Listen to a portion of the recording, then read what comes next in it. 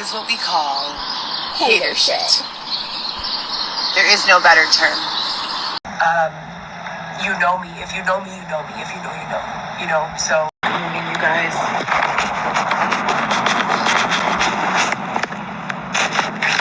So, we've been unhoused again since the 9th July, yet in this country, the United States of America, we are protected by something called Norman Services, which states basically that children cannot be separated from their families for issues of...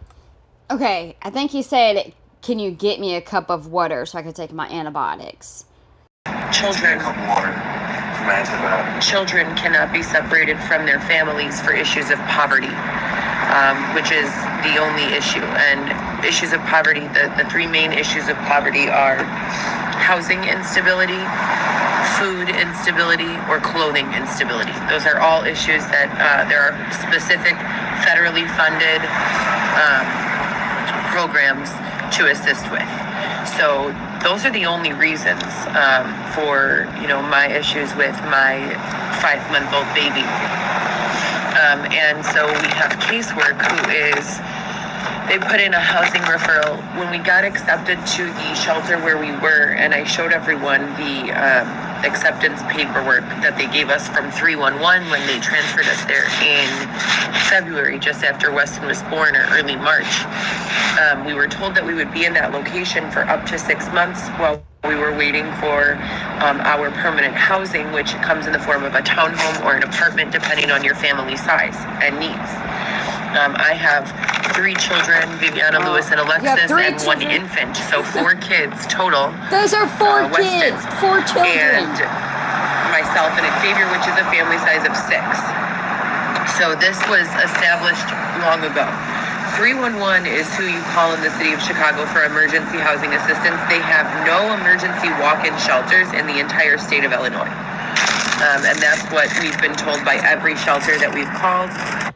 I agree, LARPer. If you wanted your baby, you'd stop lying online and get a job. Oh, look, you have money for Starbucks. You know how rarely I get to go to Starbucks or Dunkin' Donuts? But it's okay. I'm fine with my in-home coffee. Folgers. Including, but not limited to, 311, Sarah's Circle, Cornerstone, Safe Havens, Pacific Gardens. I want a free house too, Amy. Believe Shelter, Shield of Hope Shelter, and a whole bunch of community land. shelter in Lincoln Park, which is on Fullerton. How are you going to forget Lincoln Park? And then 311 is the central scheduling that you call, and they pick you up and take you into shelter. Also, Salvation Army booth on the city's north side. They all say the same thing, that you must be placed there on referral, that you cannot just walk in. So we were under the impression, because this is what we were promised, that this would be the last time any of this drama took place. Drama. That, my entire pregnancy was Heather spent brings the outdoors drama. calling for assistance, calling 311 for shelter, and being blatantly denied, which is my constitutional and human right in this country. I'm sorry, I need to pump. I wonder if she's getting sick. She's either getting sick or she did something and she's coming off of it. So my stroller, my luggage, my suitcase, all of my personal belongings, and I have been walking around to all my visits and all of my services and doing all of the things that I would normally without shelter, because we, on the 9th of July, after being promised that we were in shelter, that we would never be put out again. This is a direct quote. Once you're taken into the shelter system, quote, you will never be put outside again. If the shelter you're in closes before you get permanent housing, you will just be transferred to another shelter. That is not what happened for us. We were promised that, and that is not what happened at all in any way. As a matter of fact, what we were told expect a free townhome? is that we didn't qualify for the only assistance that they were able to secure for us, because you have to be severely drug addicted. It's a chemical dependency program, and neither myself nor Xavier engage in any drug use at all whatsoever. She sure did, Penny. At all. None. Zero. I don't drink. Xavier, I think, had 1 beer since Weston's been born with his father. And we don't do drugs. So we don't qualify for a bed in any sort of chemical abuse issue place.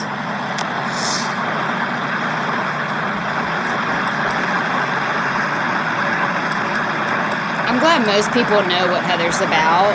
You know what I'm saying? Now, with that being said, I have paid taxes in this country Oh my fucking since I was a gosh, please 14-year-old stop. little girl. I have paid taxes in this country since I was a 14-year-old little girl. I have missed my daughter's entire high school education Because of you. from being a hands-on parent. Parenting over FaceTime calls and, holidays and birthdays and being able to only have random sleepovers with my child is unacceptable. What? Did you use that random sleepovers with your child? When did this happen? This had been a long time ago whenever, they let you stay the night. That is just weird. Random sleepovers with my child. I could never... I want all the moms and dads to say, besides random sleepovers with my child, that feels really weird. What? My babies are always in their bed. Birthdays and being able to only have random sleepovers with my child is unacceptable. Period. It's unacceptable. There should most certainly be some sort of legislation around a healthy, capable, loving mother being forced to the sidewalk and the effect that has on her 4 children. I don't know how there has not been more advocacy for me. Where we were at the hotel, so the Tremont Hotel is a boutique hotel that was closed down, and the hotel next to it, Hotel Selena, as they're referring to it, and they were turned into homeless shelters.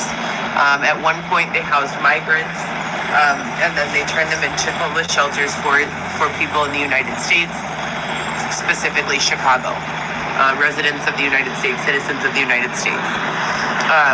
Okay, I need opinions. Is she sick? Either a cold or allergies? Could be possible because she's been out on the street. I mean, it has been hot though, so I don't know how.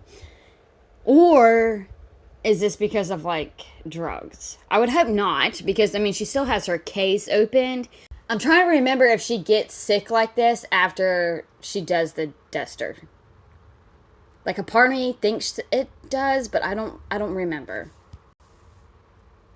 And I don't think she's stupid enough to actually do drugs that will pop up once she takes her screening. I don't think she's given up yet. And then they turn them into homeless shelters for people in the United States, specifically Chicago, residents of the United States, citizens of the United States. Now, besides everything that I've been reporting on as having happened to me and filing police reports and filling them out and having this long trail of very well-kept notes and photography and videography of all of the things that have taken place, none of which have been hoaxes, none of which have been, any sort of means to grow publicity. I don't want publicity. I want peace. I want to live at home with my children in my own home. Apart from any of these circumstances, I don't want to wake up on a sidewalk with my infant child stuck in the Department of Child and Family Services system because I'm homeless. We have Norman service in the state of Illinois, which states that if a parent needs financial assistance for housing, shelter, or food, it will be provided and a child will not be separated from that parent. So what is going on in my situation? There are all of these things happening on a daily basis that I want to report on that I'm not being permitted to report on because a judge has ordered that I do not share details about my case. Exactly. Thank you, Holly. I think that is a violation of my rights. I think that should be illegal. I think that is a violation of my rights. My rights are being violated on a daily basis, and I'm not being permitted to discuss it. All of it is incredibly wrong. And it goes against all of the constitutional rights, human rights. It's just completely inhumane. Now, we were accepted into the Hotel Tremont Selena shelter, which I have paperwork for. 311 dropped Xavier and I off there on, I believe it was March 6th, after being transferred from the Shield of Hope temporary family shelter where we were taken or accepted directly after I had Weston. When I was 3 days postpartum, I walked all the way from St. Joseph's Hospital to Shield of Hope shelter, which is in Humboldt Park, near the Chicago and Kedzie intersections, which is approximately 7 miles. And I was 3 days postpartum because they said they'd send transportation. We waited almost 6 hours and they did not send transportation. So we had to walk. We were accepted there, even though Weston wasn't with us because we had court, and the hope was that Weston would come right home because I didn't do anything wrong. You didn't do anything unfortunately, like I said, I can't share the details, but my human rights have been incredibly violated, like in every single way. Very, very, very much violated. We're still fighting this in court to this day. It's completely unlawful in every way. And I want to, like I said, I want to really, really share the details. Every day has been something else that's unlawful. Every day has been something else that goes against a court order that should and very well should protect my children and I. But instead is just leaving us in this situation of desperation. As I said, I've been a tax-paying citizen in this country since I was 14 years old. Now, when you talk about that shelter, we were told when we arrived at that shelter and before that what happens is when you are taken into emergency shelter is you are given 14 days, up to 14 days in emergency shelter. That was Shield of Hope. At Shield of Hope, they identify your family's needs and transfer you to a long-term permanent shelter, which is up to 6 months. No one lives in shelter for longer than 6 months because in those 6 months, you're matched with casework. A caseworker finds an apartment or townhome for your family, and you go from the shelter to your own home. Once you're in your own home, different services can be offered. Daycare services, that's when the family is reunified. Daycare services, a job placement services, and all of those things. I have a fabulous letter of recommendation for every job I've worked at. In my career, in my healthcare career, I have a phenomenal resume and tons of experience. I'm neither incapable of working and earning my income, nor am I unwilling. Yet for some reason, we're on a daily basis facing the challenges of employment insecurity. How do you explain it? I really wish that I could tell you because I've applied to jobs that I would have been qualified to work when I was 14 years old, and I'm 37 now with 4 children. I've also applied to 6-figure income jobs, and everything in between.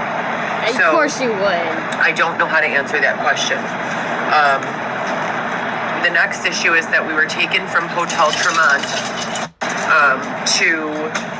Is that a new code? Or they call it hotel, but it's a shelter. It's a boutique hotel that was shut down and turned into a shelter. We weren't taken from anywhere there. We were thrown out. Oh my God. We were told that they lost funding, yet it's still filled. That space 100 East Chestnut is still filled to this very day. I'm so tired we were told that they lost funding and that we were going to be transferred to another shelter. We were offered a space. We called the space and started packing our belongings, ready to go. Told them to send the vehicle. And the space that we were supposedly referred to by Lucy Morales from the city of Chicago, who blatantly lied to me, blatantly lied to Xavier, and blatantly lied to the staff at that location, citing that both Xavier and I were chemically dependent when Xavier and I have been taking drug tests since the birth of our son through task because that's what you have to do when you have DCFS, and we have passed every single drug test. So we have no drug abuse, no chemical addiction. So when we divulged that to the lady where this person, Lucy, was trying to send us, they said, we don't have a bed for you. This is a treatment center for people with drug addiction. And we were thrown out of shelter. So it seems as though people who follow the rules, who don't have any write-ups, who come home at curfew, who spend their time applying for jobs, minding their own business, etc. and so forth, those are the people like myself who end up getting hurt, who end up getting denied services, and I don't get it, not for the life of me. I don't understand it. So since that day, July 9th, we have been literally sleeping on the floor in front of a store in the Gold Coast, River North, Streeterville area. And we go to our visits, we go to our drug tests, we go to our court-ordered services. Nothing has changed other than the fact that I have to find some place every day to charge my electronic breast pumps, and I can't feed my son every week with milk that I store for him. So now he has to be formula fed. That's against my human rights right there. My right to parent, my right to choose what kind of, choose breast milk for my son. That is a human right. I, previous to this, was pumping the breast milk, extracting it, putting it in sterile bags, Lamb-Sanau bags, and putting it in a refrigerator that I had in my room at the shelter. When they threw us into the street, they capped our refrigerator and therefore subsequently prevented me from continuing to save breast milk. I have to still pump the breast milk. I have to dispose of the breast milk into the street or on the plant or somewhere. If I don't pump, I lose my supply. But I don't have a refrigerator to keep the breast milk cold until the visit for my child.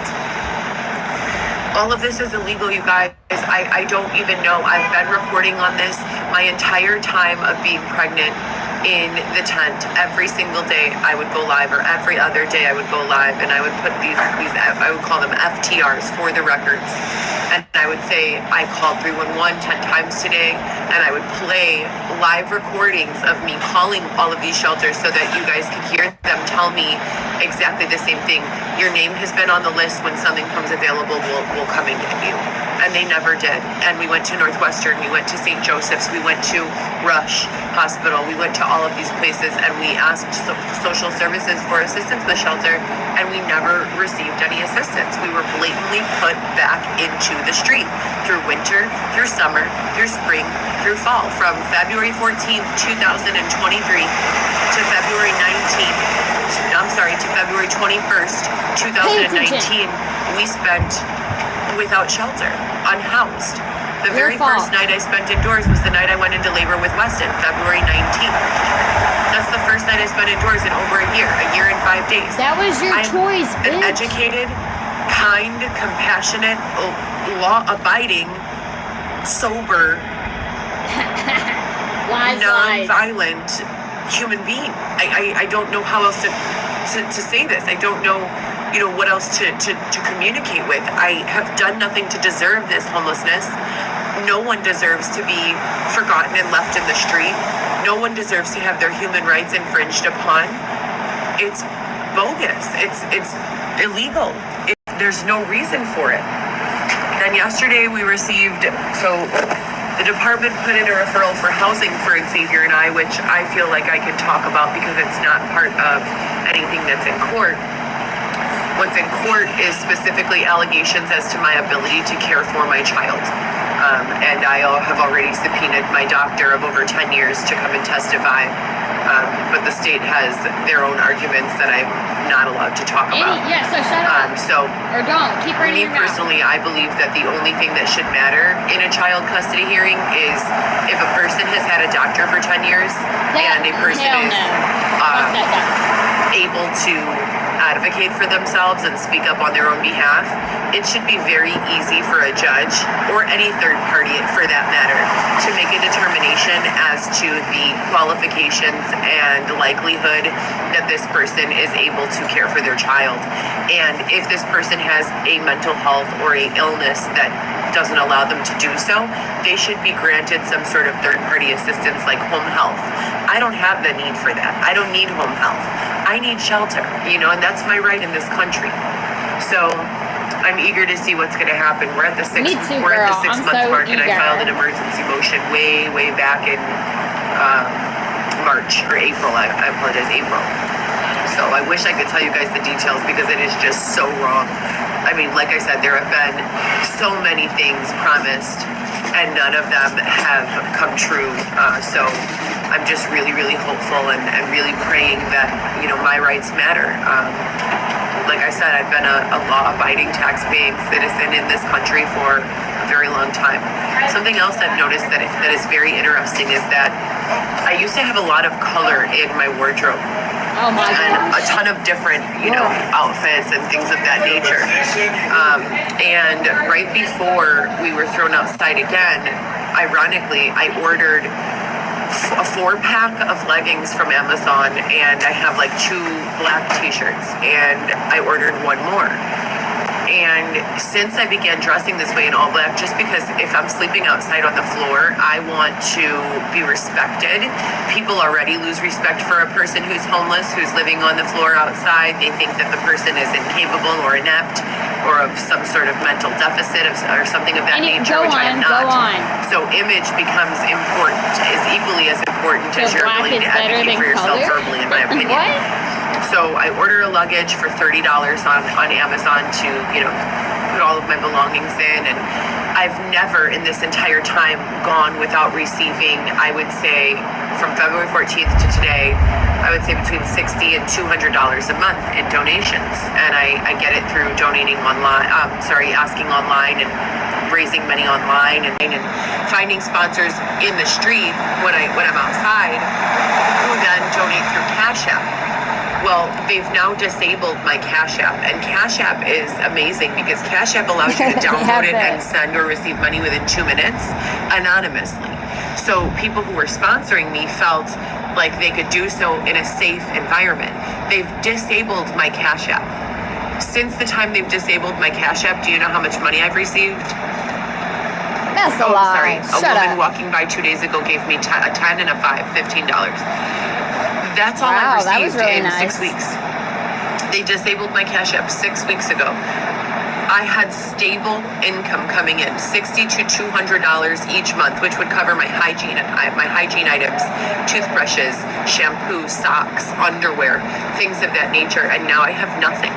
Ironically, the same week that they disabled my Cash App, they also stopped giving us bus passes at the Department of Child and Family Services, which we were getting 7-day passes every single week to go and see our son. Well, I'll say y'all are they getting said off that the they were program. going to be getting that back in the next week or so, but that doesn't help us today, so I used that money that I need for my phone bill, and I can't be without a phone. Xavier and I are both enrolled in task services, which is doing drug tests and things of that nature. We're enrolled in DCFS services. We're enrolled in parent assessment capacities. We're enrolled in all of these services that require the use of a cell phone.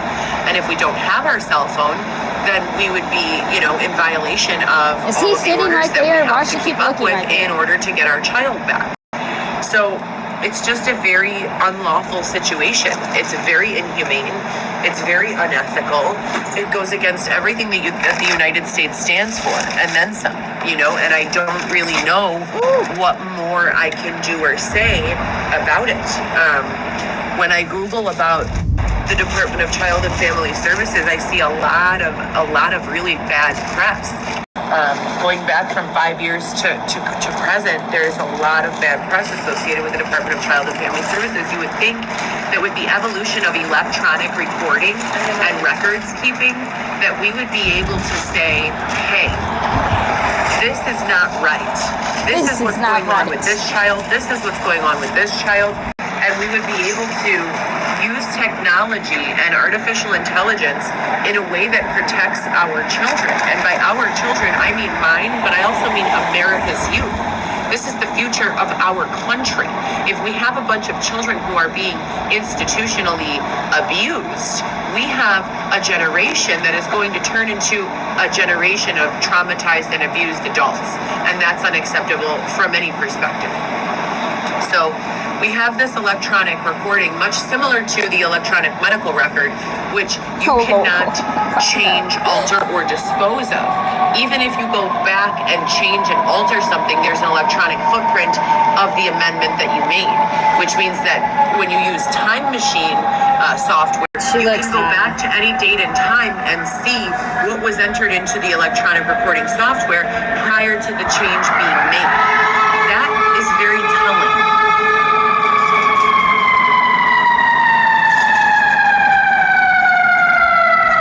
That's a new cup. I haven't seen that cup. It might be the same thing. That Starbucks is closed. Why? Technical issues. It says Starbucks. So that's very telling, that these agencies are panicking and, doing weird things and trying to backstep and changing their staff so frequently. My caseworker told me that she had been there for 2 years. Then she redacted that statement and said she just got the job in December. Her her boss has changed about 6 times since all of this began. I want my child out of this situation. So You put your child in this situation. How the hell did you get that to eat? I'm hungry. I need to go find something to eat. Yep, just go ahead and eat your food, Heather. that's where we're at. If you guys can donate, please do so via Zelle with my email address.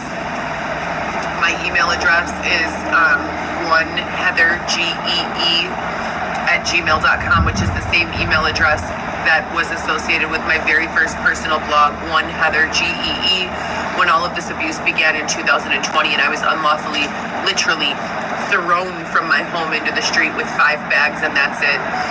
I began documenting my journey. It's been obscure.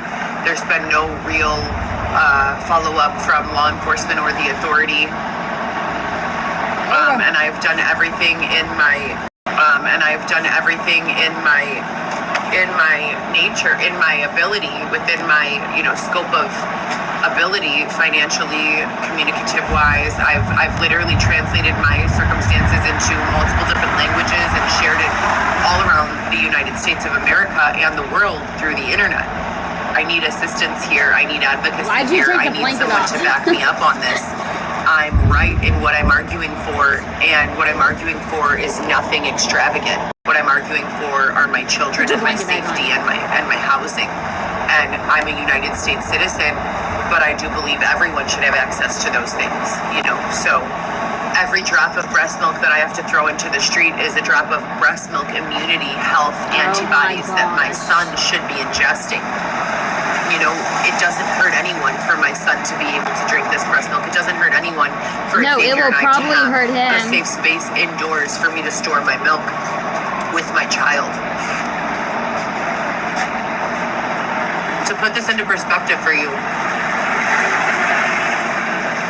my daughter, my oldest daughter, Viviana, Stop talking about your was kids. 14 years old when we were separated. She was 14, my youngest was 7, and my middle child was 13. So I had 7, 13, and 14. And they lived with me full time, and they had to go live with their fathers or family members because of whatever was going on that led to me being thrown into the street. I'm not a street person. I've never been a street person, ever. The entire time I've been out here, I've been pretty much incredibly isolating myself. I believe in the 5th of 5. And it's also incredibly unsafe in most parts of this city to be unhoused. Let me get the waters for Circle K so I can take my pill. He still hasn't taken Your his medicine. antibiotics for your tooth abscess? What the fuck? How long has it been? It's been like 45 minutes.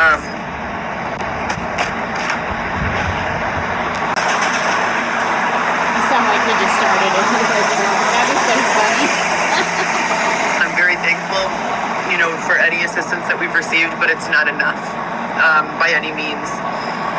What I've put into this country, myself, my society, my environment, my neighborhood, my friends and family members, at the very least, has been above a deficit. So that means I've contributed far less than I've taken. You think? I don't think so. To the energy, to the vibration, No. to the mood, to the mood? Girl. insight, to the workforce, to all of it, above average. There's no reason why I should be sitting out here on the sidewalk with my 5-month-old child away from me. A 5-month-old belongs in one location. Do you know what that location is? His mother's arms.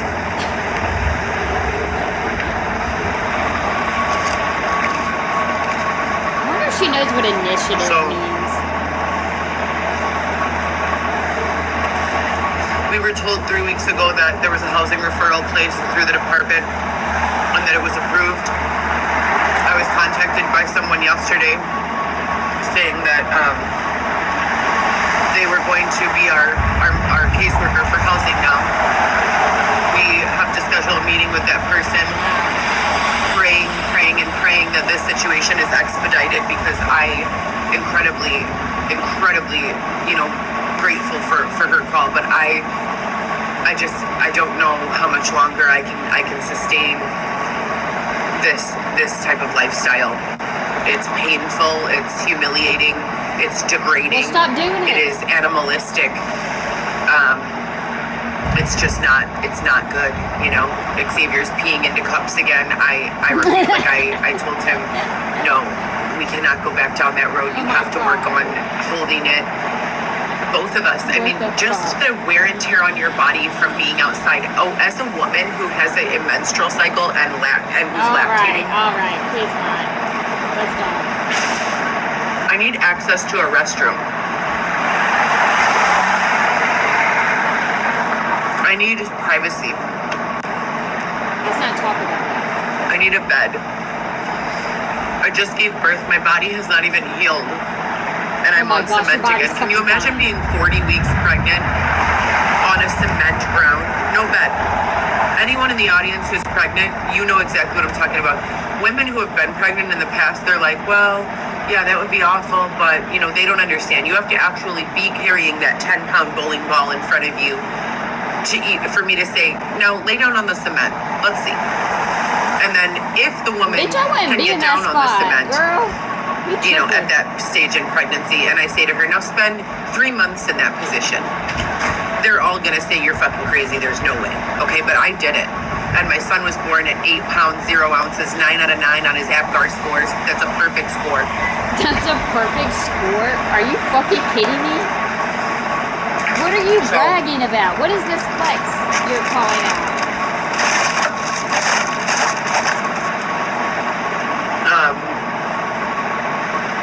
I need some intervention here. You do need some intervention. I want to know why all of this has been allowed to continue. We're in 2024. I've been reporting live on this, begging for assistance on a nearly daily basis. The only time I've stopped talking about it was when we were taken into shelter and told that everything was fine now and they were resolving the issues for us. Oh, that's why you stopped talking about it?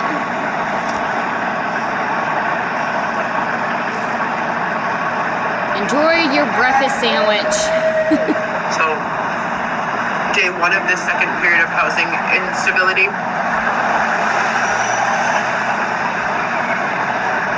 And here's my thing. You cannot simply document this as housing instability for a person. Shout out to EBT cards. For those of you who are creating the housing information systems electronically, you absolutely must incorporate not even a free writing space for notes and things of that nature, but you absolutely must incorporate environmental causes of corruption. I don't think you should name it that, but you have to. I know you are bright minds and you have to think of something. It must be documentable that certain people, starting with myself, and I'm going on a limb here to say that I'm the only one because I've not seen a single other person. And I've been out here for a full year. I've been walking around. I've never seen another woman who's sober, with children, who she has. Okay, so obviously you're the problem. Custody over, but are not with her, carrying all of her belongings. I have a stroller. I bought the stroller for when my son was born and his car seat. I have nowhere to put it.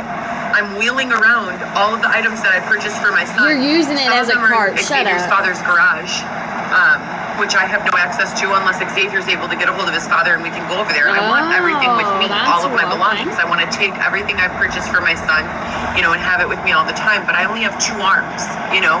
So I have 1 luggage, a small luggage with all of my belongings in it, my son's car seat and stroller, and my breast pumps, and 1 Ziploc bag in the diaper bag that I carry, with like some nursing blankets for the days that I visit him, 2 outfits, a onesie, a baby comb, and some socks that I bought for him.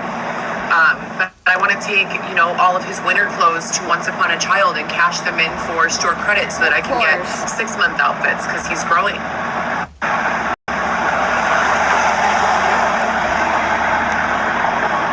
And now we have to wait for Xavier's father to allow us access to the garage, and Xavier's phone was stolen on Tuesday night. It's just redundant, and the redundancy is what makes it apparent that this is actually abuse, and this is supposed to be an abuse-free summer on the heels of an incredibly torture-filled last, several years. That was what was promised, and that's what I pray for every single day.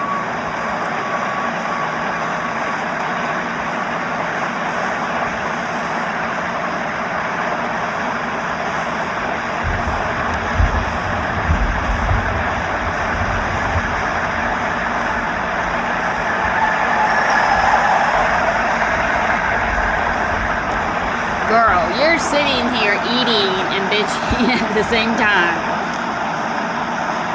Yes, Xavier's bike is not stolen, asshole. Such a liar.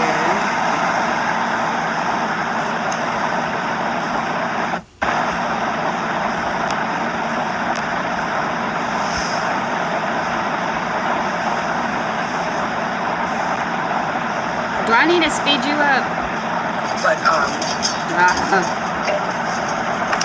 I don't know how it could be possible that the day will not come where there is accountability for this situation. I've gone live so many times and I've shared every step of the way. There must, unless the entire United States judicial system collapses entirely, there's going to have to be some sort of accountability. But Heather cannot take any accountability. Isn't that funny? Heather's the only one who doesn't have to take accountability. You look more like a robot with those little things on your boobs. Should have kept the blanket on. Shout out to Rag and Bone. Seriously.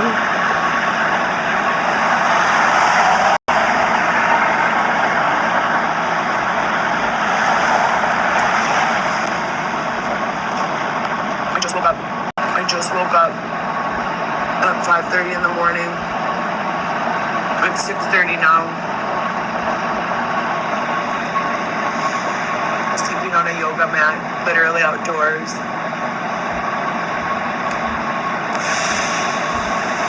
We went to the police, we went to the hospital. Just in the live, girl. Same story as my entire pregnancy. Literally nothing always has the changed same other than story, we've I been know. promised that we would never be subjected to this again. And here we are. And here we are. Yeah, here we are. Here we motherfucking are.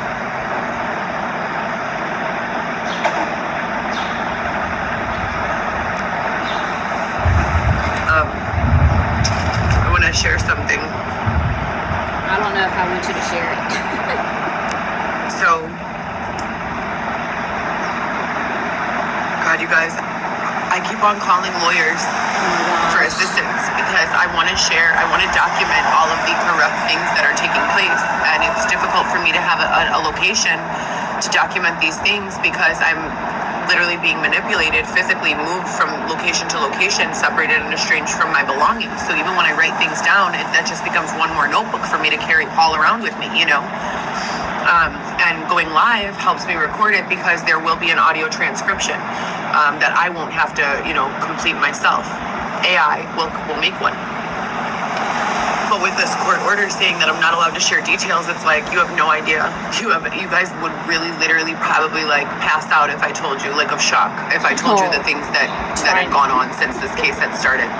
It is so wrong. I mean, it just violates nearly every one of the rights that we have in this country.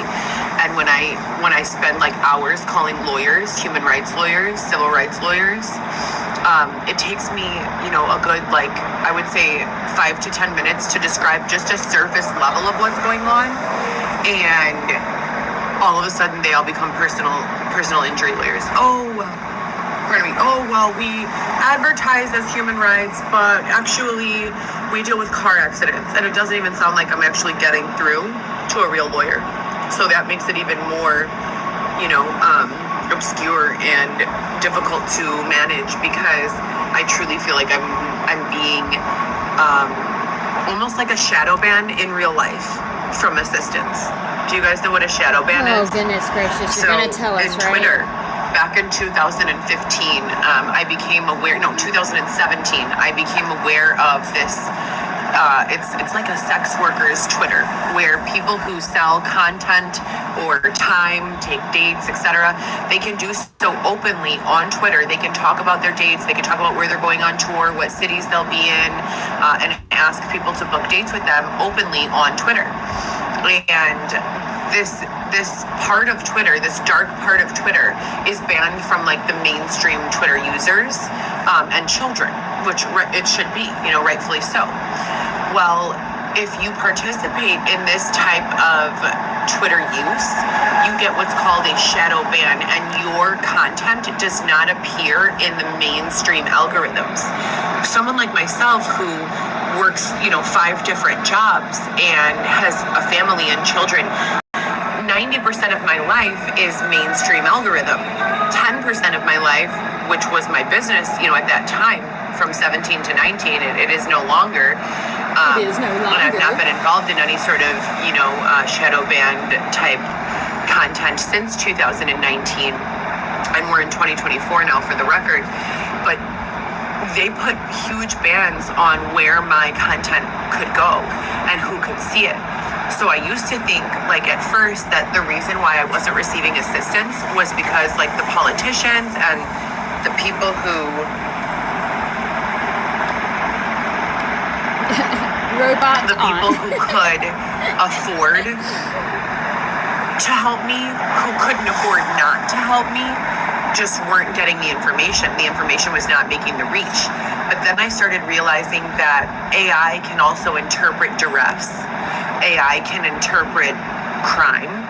AI can interpret all of these things. So as I start repeating the word RAPE and ROBBERY and, ASSAULT, Stop spelling. AI has an obligation at that point to put me into a certain type of filtration that gets attention from law enforcement, from policymakers, from people with money and resources. So it's such a double-edged sword. I believe so much in AI and in artificial technology and intelligence, artificial intelligence and in technology, because it's programmed by human behavior, which means that it has the capacity to be evil, because we have evil people. However, the overwhelming majority of society is not evil. The overwhelming majority of society agrees on what we refer to as societal norms, which means unacceptable behaviors would include RAPE, would include ROBBERY, would include, ID, TH, EFT, all of those things. And those things have happened to me 10, 20 times, maybe more. So when you get into this space of victimization and I'm going live and I'm now being censored, shadow banned in real life, as to what I can and cannot share, it's just increasingly evident, with extenuating amounts of proof, that my human and civil rights have been incredibly violated, and that we have to have some sort of follow through when it comes to protecting me, because I am one of very many, very, very many. And as I said a bunch of times before today, my daughter was in 8th grade when this started. Do you know she graduated high school this year? It's none of our business. So I have been literally out of my own home, thrown into the street, separated from any normalcy that I've had in my life for 4 years, my daughter's entire high school career. And I have been accommodating, kind, compassionate, honest, transparent, to who? And just forward with all of the information that I have, and reaching out directly to law enforcement, to federal authorities, and everyone in between. No stone has been left unturned, so to speak. I have emailed celebrity lawyers, because a lot of these issues, I feel like normal lawyers don't really understand issues of social media yet, but celebrity lawyers do. The difference is that celebrities have entire digital teams on a payroll who are working SEO around the clock. As soon as something negative pops up, they are paying to have it removed. I don't have that luxury. So doing that smear campaign, that large of an attack, that expensive of an attack against a person who doesn't have any backup, who doesn't have an equal and opposite amount of resources. So meaning, like, if your digital team is being hired to say slanderous remarks about me and I don't have money to pay someone to control the SEO on that, that's where AI comes in. AI is supposed to say, we know this is not true of Heather because we're in her phone. So we're with her 24 hours a day, 7 days a week. We know Heather is not smoking drugs because we're with Heather every single day. And we know that Heather is enrolled in task programs. And we as AI can go into task programs and say, oh, look, Heather has had 10 drug tests. She's passed every single one. It's slander to say that she is a, addict. So they would then have the obligation morally and legally of removing that type of slander from the internet. Heather is a bad mother. Oh, no, she's not. We can see that she's called her mother or her children 10 times or more a day, every single day, even amidst these very, very adverse circumstances. So that should be removed. Heather is this, Heather is that. And AI has the ability to filter truth from fiction. And that is 2024. So anyways, we are praying that some of our rights will be upheld. We are praying for this meeting this afternoon. If it doesn't happen this afternoon, maybe next week. If it doesn't happen next week, I really don't know. I've been struggling to get any sort of definitive answers from anyone this entire time. I know everyone is doing their best, and I'm very grateful to everyone who has been assisting us in any and all ways. It's just not good enough. And I think that if you were sitting where I'm sitting, you would feel the same way. I have 4 children. I need to be there for them on a full-time basis. There's literally no one in front of that guy. Like, this guy is just driving down the street alone. There's no one even in the street, and he's like laying on his horn at this guy. But anyways, please help me, you guys. Please help us. Please return my child to me. Please return my children to me. Starbucks is open. Starbucks is open. Starbucks is open. Xavier, stop. We're leaving.